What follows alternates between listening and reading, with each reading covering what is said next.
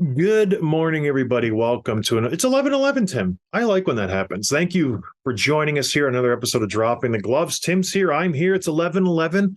Are you one of those superstitious guys, Tim? 11:11. Touch your head. Touch the roof of the car when you go through a stoplight. I'm not superstitious, but I am a little stitious, so I still do those things. Oh my gosh. You Bad can't set joke me right up off like the that. top. You can't set Monday me. morning, he comes in hot. But anyways, it's 11:11. Thank you for joining us. This episode is brought to you by Give Better.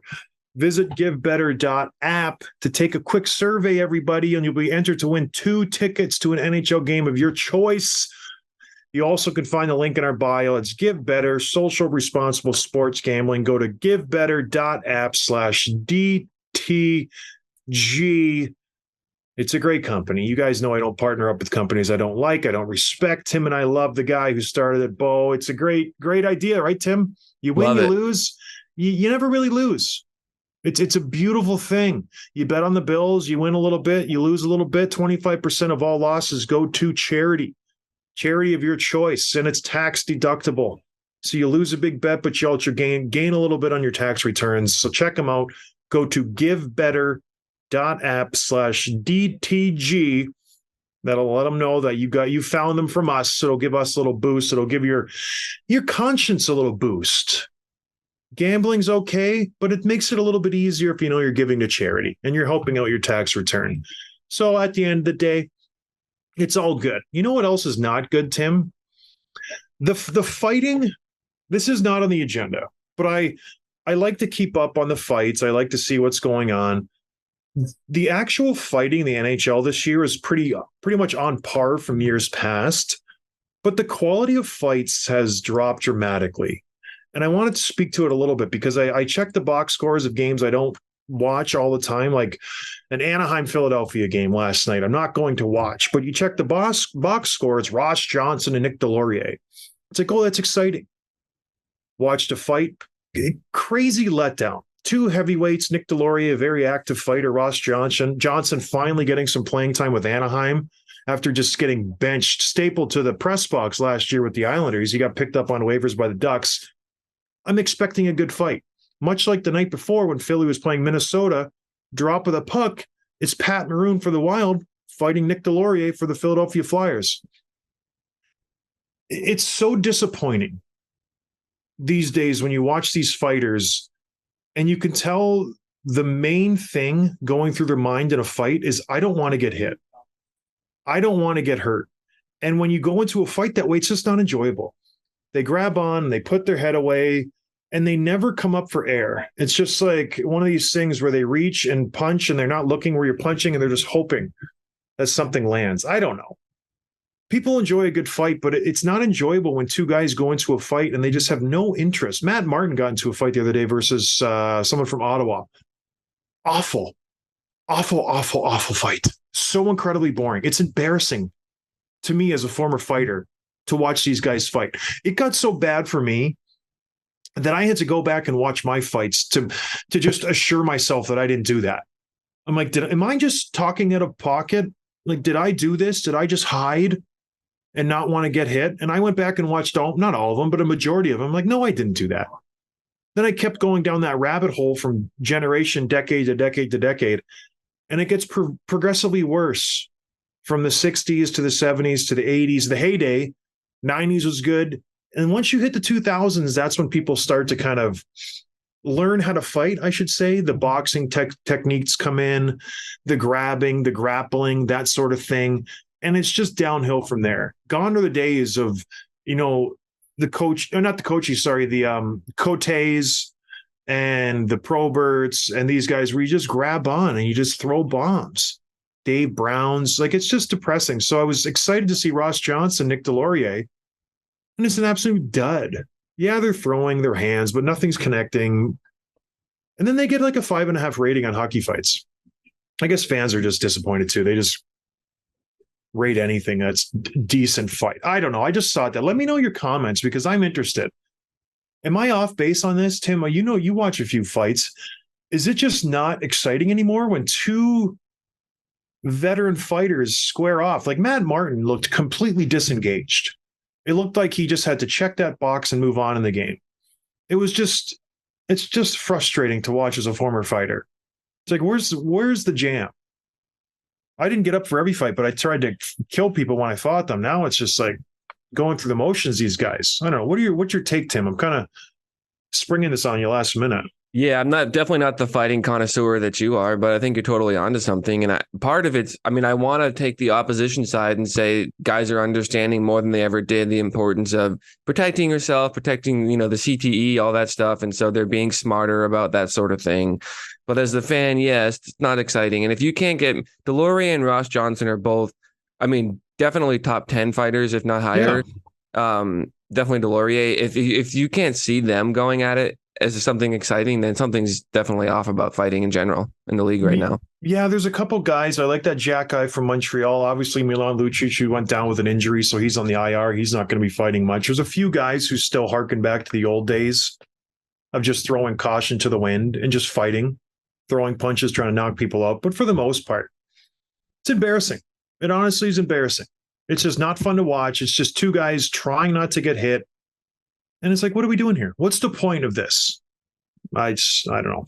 Hopefully it comes back and the fights get a little more violent with some intent on your punches. I think that's the thing, Tim. It's just like, I want that killer instinct. Brady Tkachuk, when he fought Alex Tuck last week, he wanted to hurt Tuck. I like that. I want more of that. I think these days, the guys aren't fighting with that intent to hurt somebody. They're fighting with the intent to just not lose and to win just a little bit. Just to get that extra punch, like the Tyson Fury-Francis Ngannou fight, whatever the guy's name is. Fury wasn't trying to win and knock him out. He just didn't want to lose. Nobody wins in that case, right, Tim? Well, how much of the fight is trying to win individually versus what it does for your team in terms of momentum and energy and that sort of thing, where maybe even if you lose, you still turn the game around, right? It depends on your size, I guess. I never had that luxury of just saying, you know what, I'm going to go out there and I just got to show up. That was more of a Cam Jansen thing in my weight class. Everybody who fought me, everybody was just amazed that they showed up. You go look at all the comments, and I used to read all the comments to my fights, and everyone's like, this guy's a hero. Derek Dorsett, what a warrior. Cam Jansen, unbelievable. You'd even answer that bell. Jared Bowl, oh, you're so daring to fight John Scott. And so I never had that luxury of after the fight, someone saying, good for you. You really stepped up. I know you got beat up, but good for you. You won that fight just by showing up. But there is that aspect. But I don't think it happens very often to where guys show up to a fight and they know they're outmatched. It doesn't happen anymore. I don't know. It's just disappointing for a guy like me. You don't get it, Tim. Guy like you should write a book about that. I did, and I don't want anybody to read it. Isn't that funny? How's your book going? We should have our books on our little shelves. No, I don't have one. Fine. Yeah. Let's talk about some hockey. Let's talk some news. All right, let's talk about some slow starts to the NHL. Everybody comes in with high expectations, but especially these four teams. These four teams wanted to shake off either a bad year last year. They wanted to revamp a new season, maybe build on a good finish last year. Not going to plan so far. Let's start with the Buffalo Sabres. Currently last place in the very tough Atlantic Division. They're 4-5, which says a lot about this division. But it's just not going to plan for the Sabres. They usually have good starts. This is the troubling thing. So maybe this is a new trend where they have a slow start and they'll finish strong.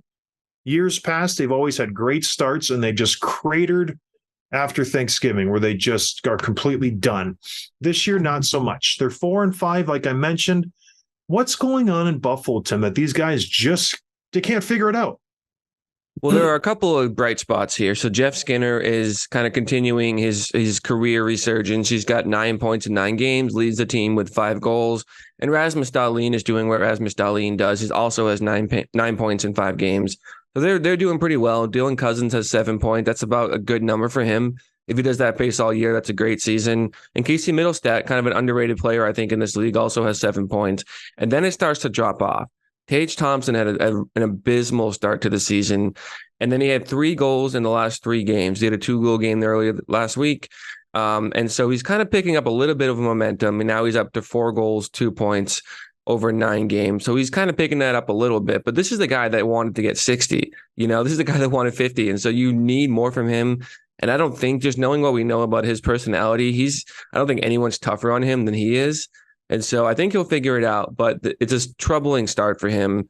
And the other guy that I think I've kind of got circled on their roster is Alex Tuch, who has just 1 goal and 5 points. And he's like kind of he's not quite a power forward, but he's like a scrappy, strong, like Killorn type player, I think, that just does a lot of things well.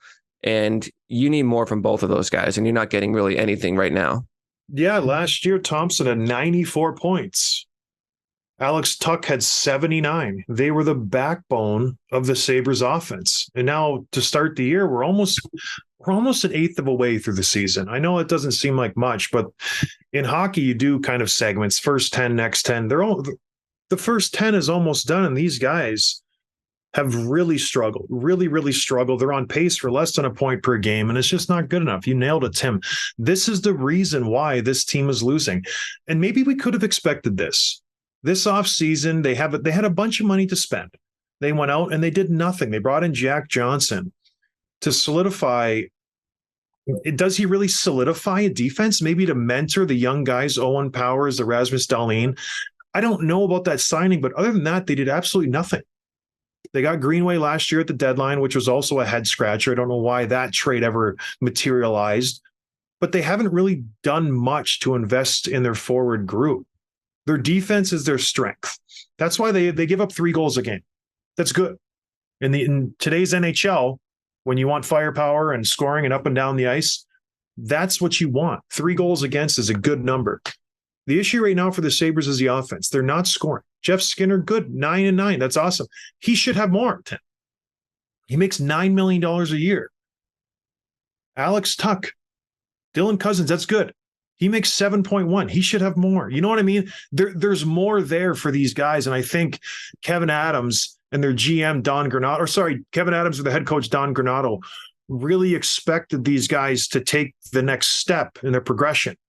And it just hasn't happened yet. I don't see any of these younger guys advancing from where they were last year. A good offseason, a good training regimen, another year in the NHL, more comfortable in their surroundings. If anything, they've regressed a little bit in the first 10 games, and it's reflected by their 4-5 record so far to start the season. They need more. If this is it, if this is the Sabres team, a team that we're very excited about, they need to go out and make some moves. And the good thing they do have, they still have almost $9 million in salary cap space sitting there in the bank. They can go out and get a proven scorer to kind of help the top 2 forward lines, because right now, when you look at their line combos, the top 2 lines aren't that dangerous if Tage Thompson and Alex Tuch aren't producing. Peyton Krebs coming over from that Vegas trade, 0 points. Absolutely invisible. A first-round bust if I've ever seen one. Gergensen, another first-rounder of theirs, a good checking forward. You got Tyson Yost. Dylan Cousins is that third-line centerman guy. He's not going to put up a crazy amount of points, but it's their offense, Tim. They have to figure that out. If Tage Thompson is not that guy going for 50 goals every single year, and Tuch's not that guy who's getting 80 to 90 points, who's that guy? Is it Jeff Skinner? I don't think so. I think he had a good year last year. He got 70 or 80 points. What do they do, Tim? Do you play the waiting game? Do you wait for Tage Thompson to find his scoring and Alex Tuch to come around and these forwards to kind of hopefully revert back to what they were last year? When do you start pressing the panic button and you go, you know what, we got to bring someone in if we're going to do anything with this season, because the clock's ticking. And don't look now.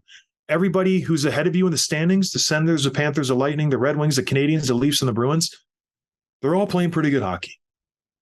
Everybody in that division's strong. Montreal Canadiens are 5-2-1 for Pete's sake. Everybody thought they were going to be in the basement. Detroit's having a great start to the season. So how long, Tim, do they wait before they either panic and go grab a guy or just call it a season? That's it. That's the tough thing, because they're 4-5, right? And so it's still a pretty good team. It's not a terrible start to the season, but in this division, that does kind of initiate panic mode a little bit, because they're in last place in their division, which, like you said at the beginning, speaks to the strength of the Atlantic. The other issue is that the goalies aren't healthy. Eric Comrie's had lower body injury, will likely be sidelined for at least a few weeks. And Devin Levi, the rookie, the stud, is still recovering from a lower body injury himself. The young stud. Remember, he came into the playoff like starter. He's a young stud. I'll give him. Tim throws around stud and superstar too much. Stud in the making. This is what but the expectations were really high for him among Agreed. High expectations. He's a starter, not a stud. And and the Sabres were like everyone's kind of darling, like little pick to take a major step forward this year, and it hasn't quite happened yet. Yeah, we have that Luukkonen who came in and got his first NHL shutout last night, a big win over the Avalanche, which is huge for them. But I'm feeling nervous. I'm waiting another week or two. I mean, Thanksgiving is about 3 weeks away, right? You need Tage Thompson. I feel like he's the guy. Tuck, you need more from, sure, but he's not the offensive stalwart. Tage Thompson drives the bus. So where he goes, so the team goes. So he's where I'm looking at right now. Like I said, he's got 3 goals in his last 3 games. So we're starting to pick it up a little bit. I could easily see him being the hottest player in November. You know what I mean? Or maybe he continues to struggle. He's got both of those in his potential wheelhouse, but I think he'll turn it around. And I think hopefully the Sabres start to batch together some wins. I hope so too. They got have a good team, but when you actually do look at their roster, there's some holes there. Yeah. Especially up front. They don't have the firepower as other teams do, but I like the way they're building the team. They're not extending themselves. They still have a lot of money, like we mentioned.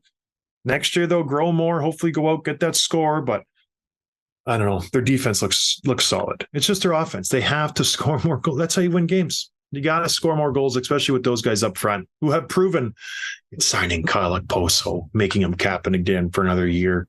What a mistake that was. All right, moving on to another team that had high expectations, like Tim just mentioned with the Buffalo Sabres. People were having the good feelings with these guys last year before the season started. They ran into injury problems. Things didn't pan out the way they wanted them to. They made a little push at the end of the season. Also in the Atlantic Division, the Ottawa Senators, Tim, went out, get Vladimir Tarasenko.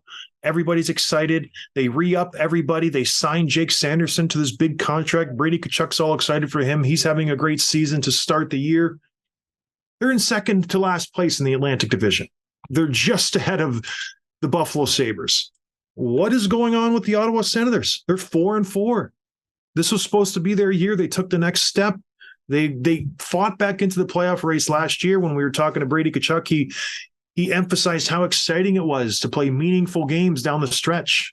Right now, if things hold fast, there will be no meaningful games played in Ottawa at the end of the season in March and April. What do they need to do, Tim? This is the strange thing, too, because 4-4 is not a terrible start. But again, in this division, you're 7th place, and you are getting jumped by the Red Wings and the Canadians, who are 3rd for Pete's sakes, 5-2-1. So I look at their roster, and their offense is good. Their offense is there. They're averaging over 3 goals a game, like you said. Stutzla leads the team with 10 points.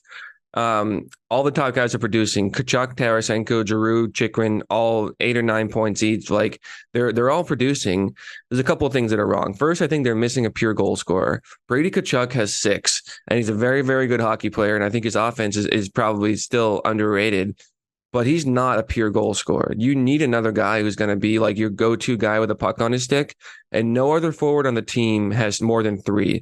Stutzla has 2, Tarasenko has 3, Giroux has 2, so on down the list. So you're missing that pure goal scorer. I think you were hoping for that last year with DeBrincat. Obviously, that didn't work out. To me, it's probably going to be Tarasenko who has to fill those shoes and step up and find the back of the net a little bit more among their existing roster. But they're missing that piece right now when I look at it. And the second thing is goaltending. Yeah, like the goaltending has not been very good. You need more from your goaltenders, and they're just not getting it. You look at Anton Forsberg. You look at who's their other guy? Korpisalo. Yeah, both of their goals against are above 3. Not good enough. Both the save percentage, 873, 902. Like they're not terrible, but not good enough. So those are the 2 things for me that stand out. No, Korpisalo has been bad. They brought him in. They signed him to a big ticket, $4 million a year. He's had good seasons in years past when he was with Columbus, and he finished a year with LA Kings, but he's been subpar. It's been really, really bad for him adjusting to life in Ottawa. Who knows what's going to happen there, but those 2 guys need to be better. I just think I don't want to call it puck luck. I think the goal scoring will come from in-house. I don't think they need to make drastic changes. Tim Stutzla will score more goals. The guy had 37, 39 last year. He's a good goal scorer. I think Norris could be better. Giroux's there, Karasenko, Batherson. I don't know. They have a good roster. They're scoring goals. It's just not happening consistently for them on a day-to-day basis. When I look at both of these teams, the Sabres and the Senators, I'm a little less worried for the Ottawa Senators. They have a good roster. They're built very, very well. Their back end is solid. You got Chychrun, you got Sanderson anchoring the first two lines. Sanderson with Hamonic, and you got Chychrun with Bernard Docker. That's pretty solid. Maybe the last 5-6 pairing, I don't know much about. Maybe go out and get a veteran at the deadline, but I think the Senators will be there at the end of the day. The Sabres are the one where I'm just like, I don't know. I don't really know what's going to happen there. I like the Dominic Kubalik pickup with the DeBrincat trade. I think he's going to have a sneaky good year for the Senators. DeBrincat's killing it. Obviously, everybody's focusing on that one part of the trade, but Dominic Kubalik is a good player in the NHL. He did it with the Chicago Blackhawks. He's going to do it with the Senators. I think everybody needs to pump the brakes on him. He's only got 1 goal in 8 games. He should come around, but I don't know. I don't push the panic button with the Senators as quickly as I do it with the Sabres. But there comes a time, Tim, where you have to just say, what are we doing here? With these young rosters, there's not much you can do. These are the guys who you're rolling with. And you mentioned it, was it last year or the year before we were talking? You were very excited about this team. And I said, they've reached a high water mark. Yeah. This is as good as these guys are going to get. Maybe I was right. Maybe this is it. This is their team. And it's not the team that's going to win a Stanley Cup. I think I'm wrong because you go out, you bring in a Tarasenko, you bring in a Jacob Chychrun. Those are 2 massive pieces to this roster that should help.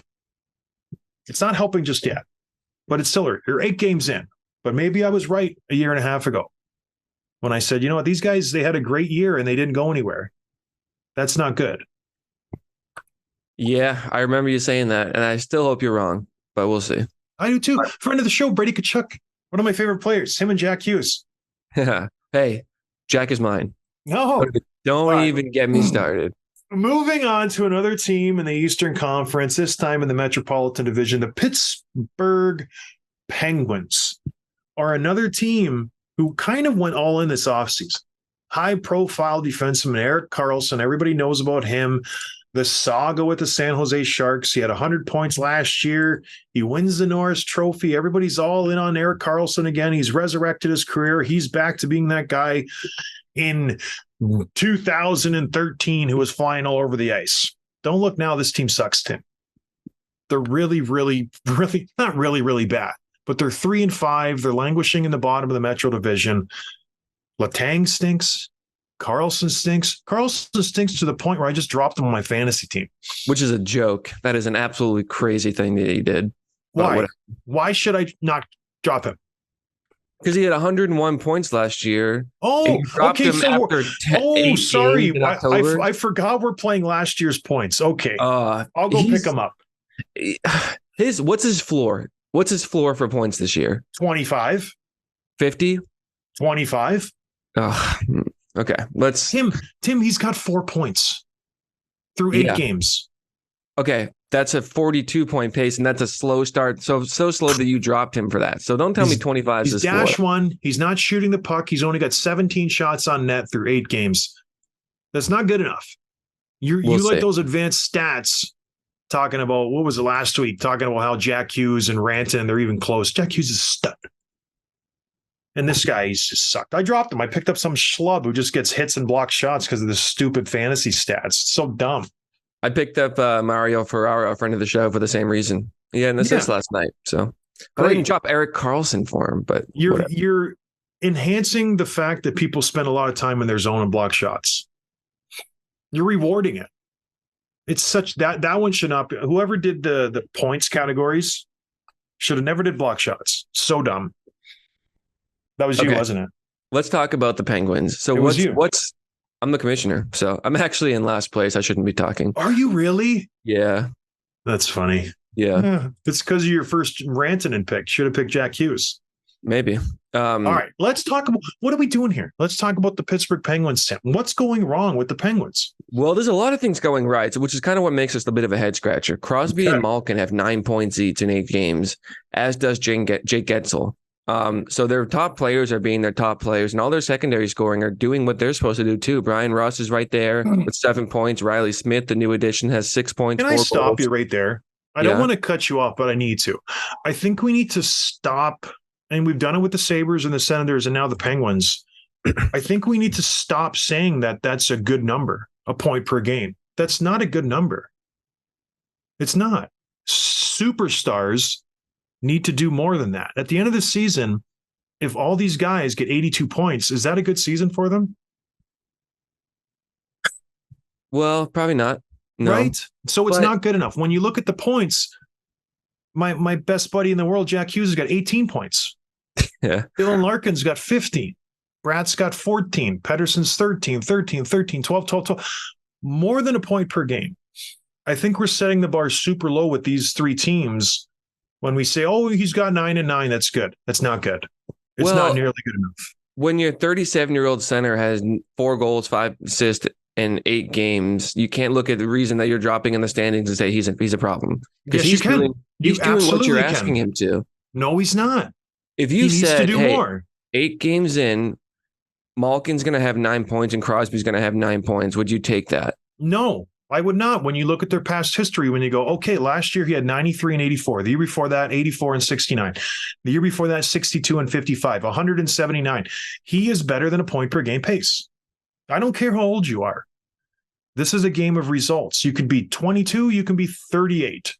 You have to show results when you're the highest paid player on the team. So when I look at who's making the most money, you got to do better. Crosby, Malkin, Gensel. You need to do more. Yes. Oh, good. You got a point per game. That's fantastic. You also get the most power play time. You get the most ice time for all the forwards in the offensive zone. You need to do more. Erik Karlsson, you make $10 million a year. You got 4 points. Who called that one? Terrible trade. They're going to regret trading for him forever and ever and ever. So, yeah, that's how I see it. I don't think it's good enough for these guys to get a point per game. I know I'm kind of dumping on your point and it ruins the rest of the segment, but it just came to me where it's like, I don't think it's good enough. And you're giving these guys a pass just because they've got a point per game. Okay, well, let's talk about the defenseman because Chris Letang has 0 points, 5 assists. Letang and Karlsson has 1 goal, 3 assists. Are we seeing the same thing that we saw with Burns and Karlsson, where you just can't have 2 guys like that on the same roster and all of a sudden their points drop in half? Yeah. Oh, absolutely. I think there's not enough room in that not enough space in that locker room for those guys. And I know Letang probably doesn't have an ego. Nothing from him screams I'm egotistical. He seems like a team first guy, but yeah, it's not working. Erik Karlsson needs to be the top guy, and maybe he doesn't like ceding time for the Letang. I don't know. It just doesn't seem like he plays well with very skilled defensemen running shotgun next to him. They played 8 games, so they're 10% into the season, and Erik Karlsson has 2 more points than Ryan Graves does. Yeah. And why would I not? I would rather have Graves on my fantasy team because he does hit. He does block shots. Karlsson doesn't do any of those. Okay. The goaltending. You hate admitting you're wrong. Ugh. What am I wrong about? You go, okay. But what am I wrong about? That you would not have Graves over Karlsson. You're valuing Karlsson based on last year's stats. Okay. If you were to do the blank player, you'd go, this guy has 1 goal, 3 assists, -1, 17 shots.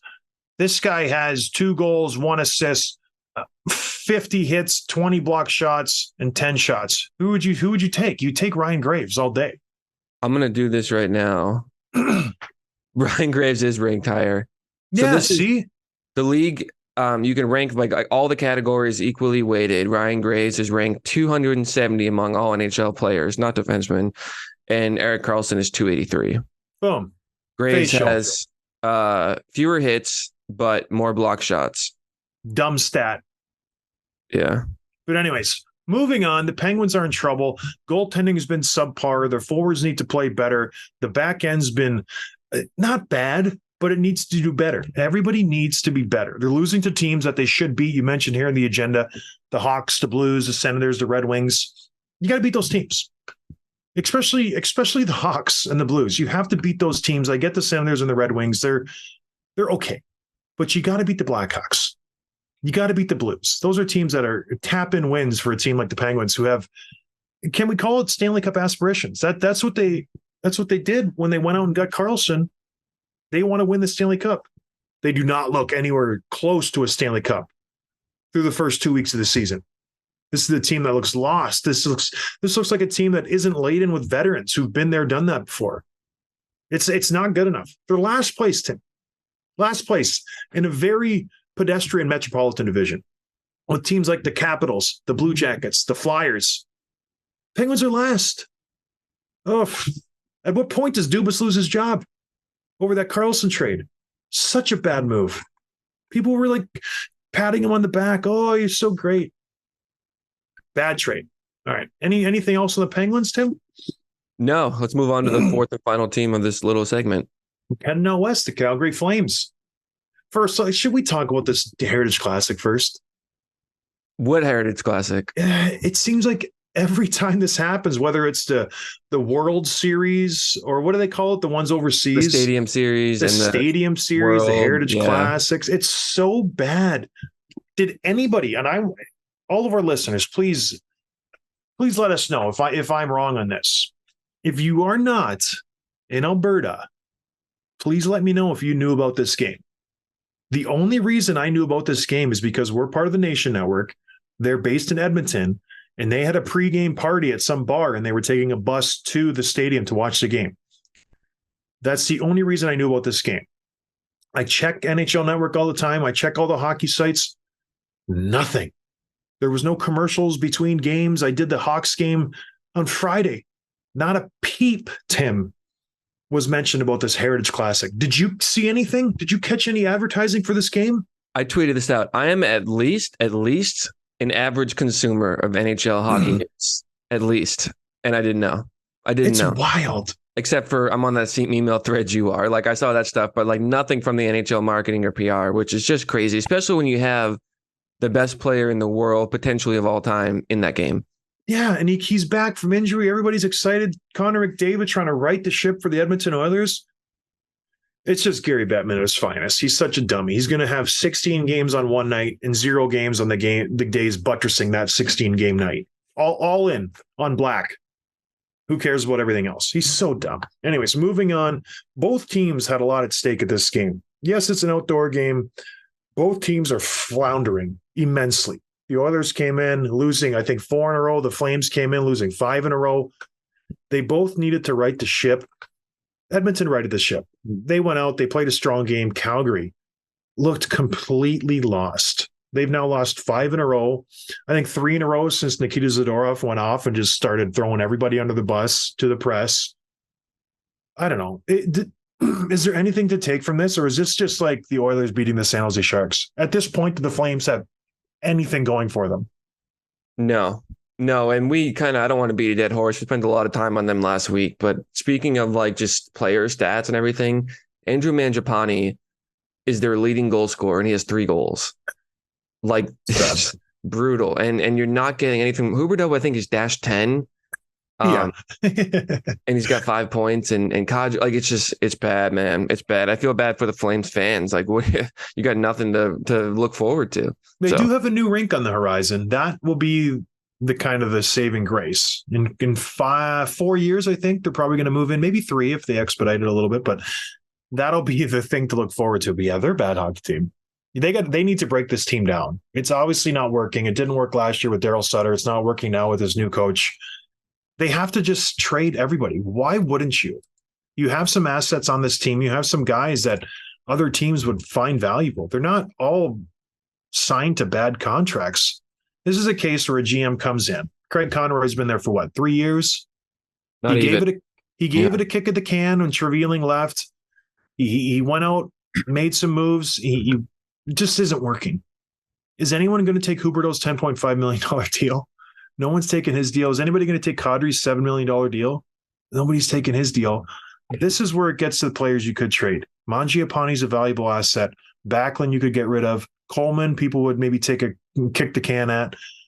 Elias Lindholm, people would be interested in. You have some good players that could get you some return, especially on the back end. You got Tanev, Zadorov, you got Weegar, you got Hanifin. Those are all decent defensemen. I think you're doing yourself a disservice by just keeping these guys on your team when they're ruining their value. I know it's early and GMs aren't swinging deals this early because you're trying to figure out who your team is, but you have to make a move. It's I not feel good like enough. there's a few GMs who at this point know who their team is, and the Flames are one of them. There's nothing here. So Yeah, yeah, but there's the GMs who are in contention. Specifically in the West, in the Canucks, the Kings, even the Ducks are in there. I don't think they're going out and making moves. They're happy with where their team's at. I don't think these Flames are going to make any moves for a long time. So this season could turn sideways for the Calgary Flames quickly. Conversely, the Edmonton Oilers get a much needed win. They're now 2-5-1. Evander Kane goes out, gets a couple goals, maybe gets that monkey off his back and starts producing like he should after his demotion to the third line, getting benched, air quotes, if you're not watching on YouTube. He's back. He's happy. He's playing on the top line again. But will this spur a change for Edmonton? It was kind of surprising. McDavid didn't get any points. Did he pick up an assist in the win, Tim? I don't know. I don't know either. But yeah, it wasn't like he went out there and dominated. But I think this was just a case of Calgary's just really bad. Stuart Skinner had a good game. I think that's promising for the Edmonton Oilers. Their goaltending has been atrocious, as documented by us. But do you see them going on a little bit of a run here, Tim, to right their season in a really pedestrian Pacific Division? Yeah, I do, and I think they will. I mean, they're like I said, I'm a little bit higher on them than you are. Just the roster and just the goal scoring ability, especially if McDavid's in the lineup. I think they can string together some wins. I think they're probably a playoff team, but I don't know that you agree. And we also saw, what was it? Was it who was the TSN guy last week who had those like Craig Button? Yeah, they said calling them a playoff team is basically delusional, something along those lines. So now that makes me rethink, because you might not know what you're talking about, but Craig Button does. So I love the relationship we have on the show. The one thing they have in that's good for them is they play some subpar competition. They get to play San Jose, they get to play Seattle, they go to Nashville. There are teams that they should beat in the next few weeks. Yeah, they got a couple hard games, but Islanders, Seattle, like they should come out of this stretch in November with a winning record. They're 3 games below 500 right now, but I don't know. I did the Chicago game, like I mentioned, last Friday. They played the Vegas Golden Knights, come out on top in overtime. It was a great game for Chicago. I didn't realize how hard their first 10 games were or whatever. The opposing team's record in their first 8 games was something silly like 16-1-1. They'd play the Avalanche, they'd play the Vegas Golden Knights, they'd played the Boston Bruins. Both of those teams twice. So they just played the best teams in every division. They played okay, and then they beat the Vegas Golden Knights. So it's kind of all about matchups the first week of the season, couple weeks of the season. The Hawks could be sneaky good this year. They hung in there with the elite in the NHL, and they did pretty well. And they, like I said, they knocked off the undefeated Vegas Golden Knights on Friday. I think it had more to do with me. I called a great game. I was looking at the standings while you were talking. So Buffalo, which is in 8th place in their division, they have 8 points. Meanwhile, Dallas Stars have 9 points, and they're 2nd place in their division. Yeah, Pacific. Like it's crazy. That's the Central. No, the Central. Crazy. Yeah. Just the differences in and again, we're still October, so I don't want to overreact too much, but it says something. Yep. But the Bruins, ever present, everybody thought they were going to take a step or 2 or 3 or 4 back, are just still dominating the NHL. They're beating everybody, and they're doing it in outstanding style. They've only given up 12 goals. It's silly what they're doing. They're just putting on a clinic, Tim. It's amazing. I thought they were going to fall off the map and not make the playoffs, but good for the Boston Bruins. It's good when they're winning, Right, what else are we talking about, Tim? We got some DoorDash quick hits brought to you by DoorDash. Quick delivery. We should maybe streamline that instead of saying DoorDash so much next time. Quick hits brought to you by DoorDash. Brought to you by DoorDash. Quick delivery Nation 25 for 25% off and free delivery only in Canada, coming soon to the United States. The first one here is a potential friend of the show in the future, but a good friend of yours, Jumbo Joe, made it official with a retirement announcement over the weekend. What are your thoughts? Yeah, I think it was time. I think he extended his welcome for a long time, going to Florida, going to Toronto, trying to chase that cup. But where does he go down? As one of the greatest assist man ever, one of the greatest setup artists ever to play the game. He he was a fun player to watch. It's nice to see him finally put the final stamp on his career. I think it kind of is. The unknown stinks because he had feelers out there. He's trying to play. He's trying to get on a team to potentially win that elusive Stanley Cup. So I don't know. Good to see him go. I'll reach out. Maybe he'll come on the show. I don't know. He's very private. He's 44 years old. Tim. It's not like he's a spring chicken, and he's played every bit of like NHL hockey for the last 25 years. He didn't play last year.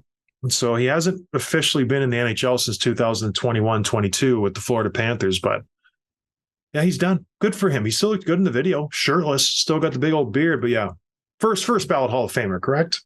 Oh, for sure. What year was he drafted? Was he 2000? He was drafted in 1997-98 by the Boston Bruins, first overall pick. Then the Bruins also had the third pick in that draft, right? They got Sergei Samsonov. Was that the same draft? Yeah. That was the same draft where I think it went Thornton, Marlowe, Samsonov, or maybe Samsonov was like the fourth or fifth pick, I want to say. But yeah, just an incredible hockey player, good ambassador to the game, did everything right, beloved by his teammates and coaches alike. The guy was just a joy to be around.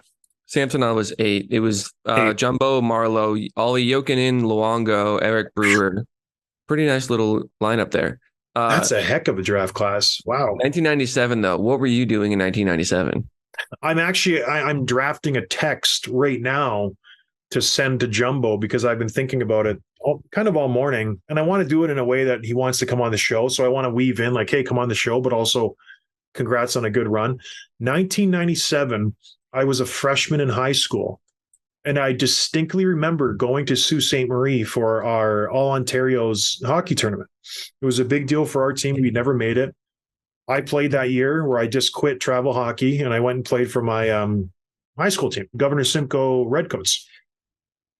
We made the big tournament. We go there. We're playing in the Sioux Greyhounds Arena. They're leaving for a road trip. We're coming to unpack our bags. Everybody's clamoring around this big guy, and I didn't really know anything about him. I had my Boston Bruins hat because they were my favorite team. I go up and I say, hey, can you sign this? And he signs my Boston Bruins hat months before he were to be picked by the Boston Bruins first overall in the NHL draft. So kind of providential, I gave him that hat. But yeah, that's the first time I met Joe Thornton. Fast forward to 2014-15, he was the first guy I met in San Jose when I showed up for off-season workouts. I walked in the San Jose Sharks training center. I got there early. I wanted to make a good first impression, get my gear unpacked, just kind of get settled in their training facility. I walk in, all I hear from upstairs, the gym is upstairs in the rink, is Big John, like just screaming. And I've never met the guy before in my life. And I look up and there's Jumbo Joe Thornton, shirtless with compression shorts on, just drenched in sweat. And he's been there for the last 45 minutes to an hour, bagging himself on the bike before camp even started. So that was the first time I really talked to him. And then we became really good friends in San Jose, where he just, he's got a couple young kids. His wife and my wife kind of hit it off, Tabea. And we've just kind of been friends ever since. But yeah, great guy. Fantastic guy. We'll give you the shirt off his back at any given second. He's just one of those guys who just doesn't care about money at all. He's like, whatever, I'll just take it. I don't care. So good dude. Very good dude. Did you ever tell him that story of meeting him? No, never. Yeah, never. You should. So I know I was going to weave it into the text, be like, I still remember. And then you want to come on our show? How do you write that text? It's just like, I don't want to sound like just a loser. You know what I mean? Like begging these guys. It's such a weird thing. It's easy for you, Tim, to do it. Just pretend I'm you. Yeah. What else is on the quick hits brought to you by DoorDash, Tim? Couple other things. These are all also brought to you by DoorDash. Alex Lafreniere had goals in 3 straight, which is exciting. And then you look at his stat line, he's got 4 goals for the season, 0 assists. Is that little stretch of goals, is it worth getting excited about, or is that just a little blip? No, it's not. I think we know who he is. To quote Dennis Green, they are who we thought they were. We know who Alex Lafreniere is. He's a guy who has the talents. If he wanted to, he could maybe be a dominant player, but he's not that guy. So it's good for him. get a little hot streak going, and then he'll cool off for 2 weeks, and everybody will be calling for his head in Madison Square Garden. Oh gosh, if Kako and Lafreniere had panned out, this team would have been good, but he's not that guy. All right, what else, Tim? One more thing here from me. Connor Clifton was suspended for 2 games for an illegal hit to the head on Nico Hischier, who didn't play on Sunday. I saw the hit. The elbow was tucked, but he kind of leaned forward into the head a little bit. No problem with the suspension. I feel like you can err on the cautious side, and hopefully Hischier's back in the lineup soon. More concerning is I picked him up for fantasy Sunday morning because I needed the defenseman who got hits. So I picked him up, and then I noticed he was out, so I had to drop him right away. So he really ruined my fantasy because I needed a couple more hits to win that category. All right. Closing on a somber note here. Adam Johnson passed away in a league over in Europe. I'm not exactly sure which one, Tim, but yeah, he passed away. He had just a tragic incident where he got cut with a skate along his neck and he just died. It's a really, really terrible situation. So thoughts and prayers are going out to him and his family. He was engaged. Really sad stuff. Hockey's, it kind of takes a secondary position when someone loses his life. So we're thinking about that guy and his family. It's just, I don't know. There's nothing really else to say. It is a really bad situation. You want to touch on that, Tim, at all? Or no, I was pretty sad all day yesterday thinking about it. And you never know when it's your time. So make sure you're making it worthwhile. All right, everybody. Have a good Monday. We'll talk to you on Wednesday. Cheers.